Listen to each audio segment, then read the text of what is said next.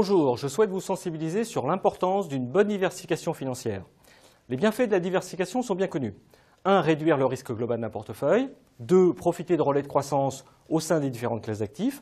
Et 3. Recourir à des stratégies mieux armées dans des phases de marché complexes à travailler.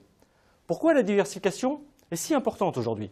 Eh bien, d'une part, car les marchés vont continuer à être volatiles, et d'autre part, car l'investisseur a une tendance naturelle à modifier son allocation d'actifs dans des phases de marché peu propices.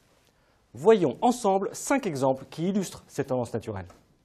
Premier exemple, l'investisseur a tendance à réduire son niveau de risque dans les creux de marché, car il ressent des émotions négatives, comme le dégoût. Généralement, soit il allège ses positions, soit il vend tout. Deuxième exemple, parfois c'est tout juste le contraire.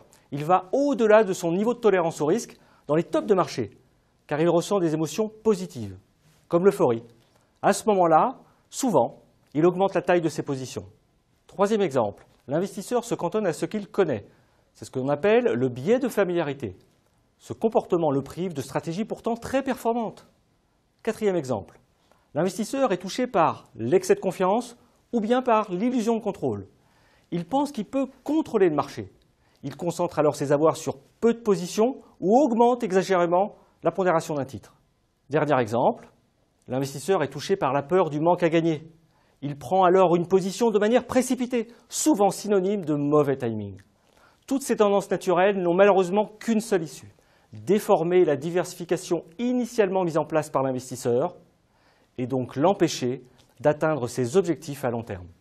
En conclusion, pour une diversification optimale, l'investisseur devra 1. Respecter les principes de base de l'investissement et 2. Se former aux biais comportementaux, de manière à prendre conscience de ces tendances naturelles. Dans cette perspective, l'accompagnement est un gage de succès, car il facilite la mise en œuvre d'une diversification cohérente avec son profil de risque. Voilà, merci et à très vite.